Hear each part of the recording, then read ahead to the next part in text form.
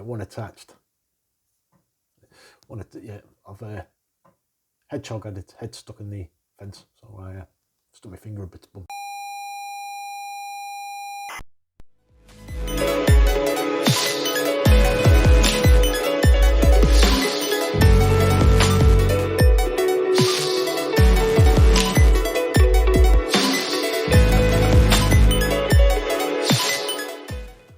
Welcome back. Right, it's Saturday today, so I don't think the video's coming out today. It's the first chance I've had. The 64C window is gone, and 1200 board, thank God. Board from hell. You watch, the guy who's bored has probably replaced one resistor, job done. Yeah. Oh well. Yeah, broke even on the 64C window, which is fine by me. Absolutely fine. Don't do it for profit. Would if I got profit, but I don't get profit, so I'm not doing it for profit. Took the lid off the Gotek, because you don't need to see how to take a lid off a Gotek.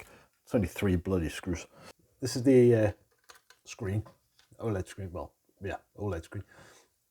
There was one blob of hot glue on it, sticking it on. That is blue tack. Yeah. Blue tack stuck in there, the screen was stuck to it. It's one way of doing it. The other thing is a little black wire you can see there. Yeah, one attached. I've hedgehog had its head stuck in the fence, so I stuck my finger up its bum. Don't do it. It hurts. Yeah, I didn't. The OLED don't need ground anyway, but you can add ground. It won't do any harm, but it doesn't need ground. So it doesn't really make any difference that it's not connected.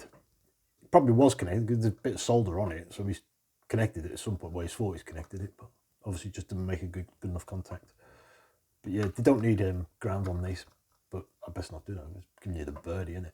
The other thing was the power. I don't know if you can see, it's putting up. It's not actually flush on the board.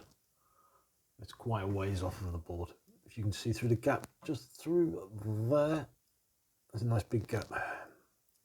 So I need to reheat that and shrink it back down to the board. But yeah, what we're going to do is we're going to replace the OLED screen, and we're going to finish off the DDA board.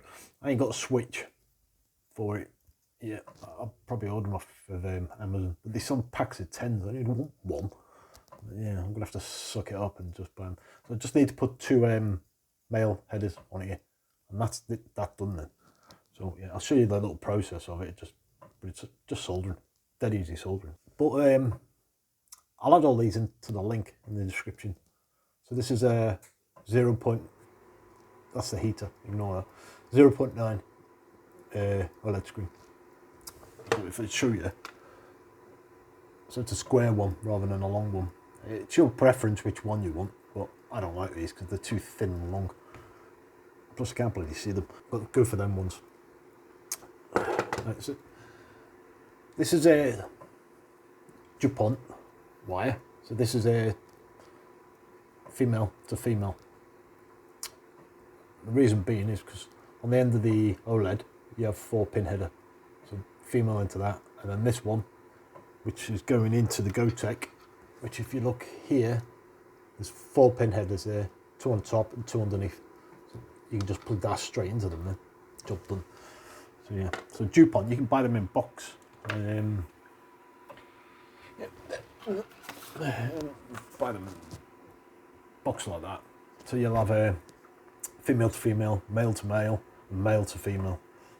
So 3 sets, but I think there's about 25 to 30 in each set. So handy little cables to have, and I'll be using a lot of them on this. Well, not a lot, but I'll be using some of them. The other thing I haven't got is a Y splitter, so I'm going to have to turn my power lead, what's on here for the floppy drive, into a Y splitter, which is a pain in the rear, but just only because I don't want to buy a Y splitter. So yeah, so what we're going to do today is change the OLED on that, and test it, make sure it works. It should work, it'll work, but we'll test it anyway. Make up that DDA board, which I'll put the link in the description. You buy them from PCB Way, but obviously you have to make them up yourself because I'm not making them up. That's why I put them on PCB and just left that as is. Initially, when I first made these, I made them into kits. I think 50 kits, I think I did, or something, I can't remember. It took me friggin' forever. So, yeah, and I won't sell them for much either. So you get them off of PCB Way, pack of 5. And it'll see you good for 5 Amigas, basically. And once we've done that, and we've tested it, and it's all working, that'll be the end of the video. Because the next stage is cutting out a window and installing that underneath the floppy drive.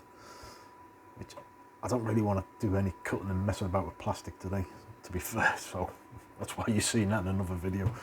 And I don't need the case. The screw's got in the screw jar. Case goes in there. Bin. Black is ground. Yellow is SDA. Green is SDX. And red is VCC, or 5V. So all we need to remember is red, green and yellow. So black and yellow. Right, tiny little bit. Desolder these. There, make green.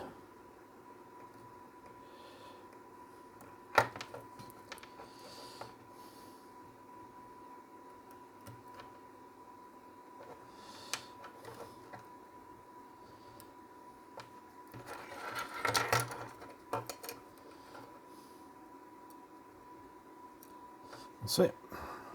Let's get rid of that.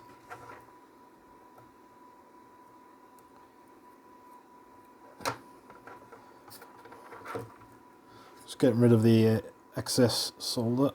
You don't want extra solder on these pins. So we got black, white. I think it was, yeah, grey and purple, wasn't it? Black, white, grey and purple. Let's see if it'll fit in. Yeah, whew. There we go. That's it.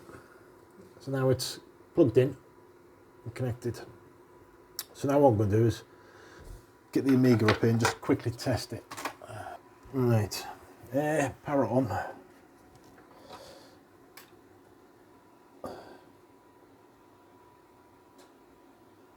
Oh, let's swap that with that. Let's do that again. I've got it with the white rear on this time, trust me. There you go. There you go. Bigger screen. So that's that. That's the OLED done now. You don't need to do anything else.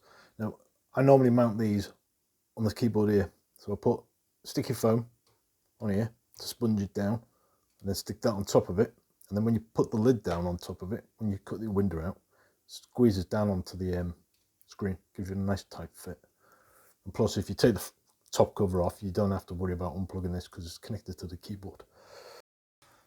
So, yeah, I was talking to you, I hadn't pressed record. So what I've done is I've tagged just a couple of pins, just so I can get them all nice and straight, like that. And then I need to get my helping hand down.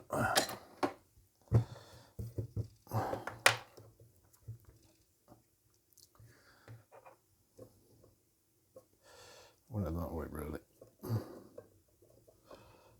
Let's see if that'll hold that. Sketchy. Get off. Keyboard.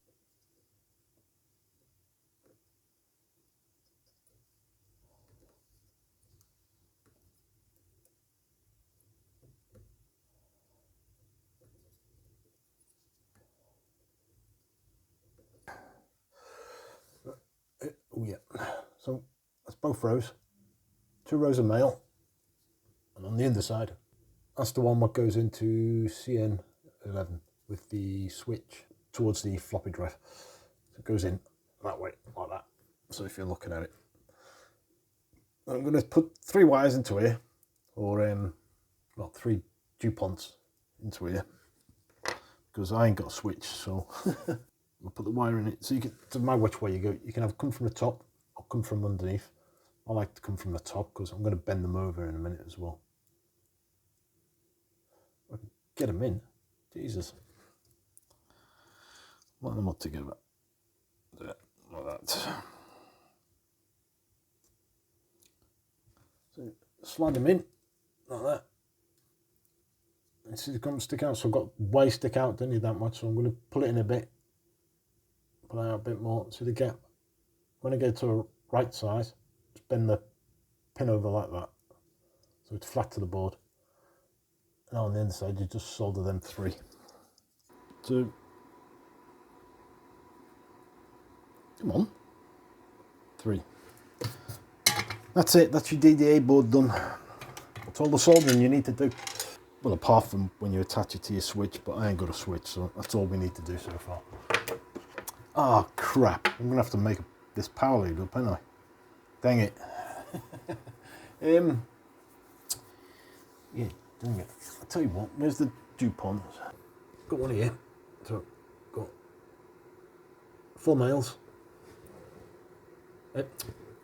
4 females, 4 males.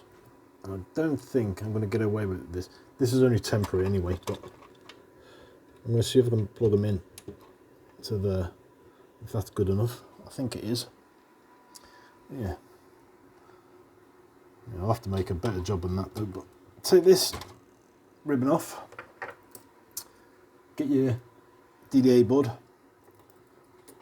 Yeah, see, they've just come straight out, so move them. Get your DDA board, sit it in. Right, there's a capacitor here, you need to bend it out of the way. And then push your DDA board on, and that's it now. So now you can have a floppy drive and a DDA internal. Or 2 floppy drives, but I don't know why. But, you know, each to their own. That and that.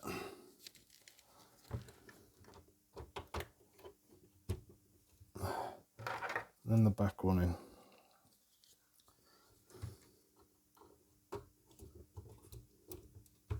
There we go. That's both ribbons. We'll put power into that one. Connect that ribbon.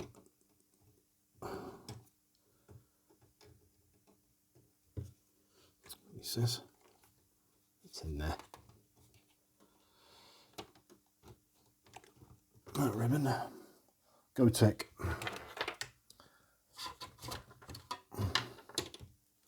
Connect that ribbon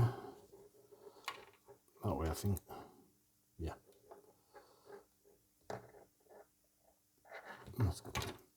That's got a bloody blank in it as well. Pull the blank out.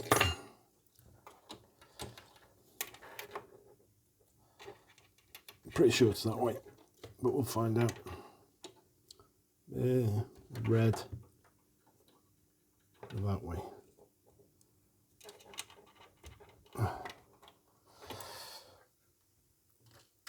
Right. Now neither of these should work because I've activated the switch, which orange is center. Now let's power them on. And they should go to ROM screen. I hope. Yeah, ROM screen. So if I connect orange and brown, that's GoTech. There you go. So imagine that would be flicking the switch. Would make orange and brown contact. If I get rid of that,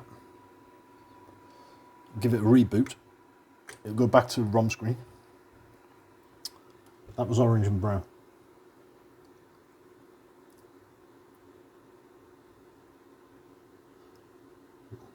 Now, when I join orange and red, you should hear the floppy tick. Well, you probably won't, but I will. There you go. Floppy's ticking.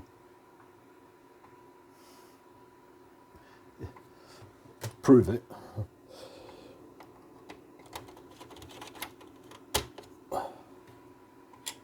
Amiga test kit. There you go. It's one floppy, one GoTech. Yeah. I just need a switch, which I'll order. You might get to see this tonight because it's not a long video. But yeah, so you want a Y splitter. If you want a bigger screen, you want an OLED 0.9, and you want some DuPont cable. Oh, and a DDA board.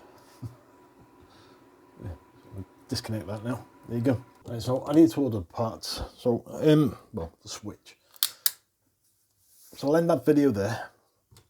So you got something to watch on a Saturday night, just like me. You haven't got a life. And yeah. So I should have this done by the end of next week. And well, I've got carpet being refitted in the house. So yeah, I should have a full video for the end of Saturday next weekend. But you get to see this video tonight, hopefully. Anyway, thanks for watching. I'll see you in the next one. Cheers. Right.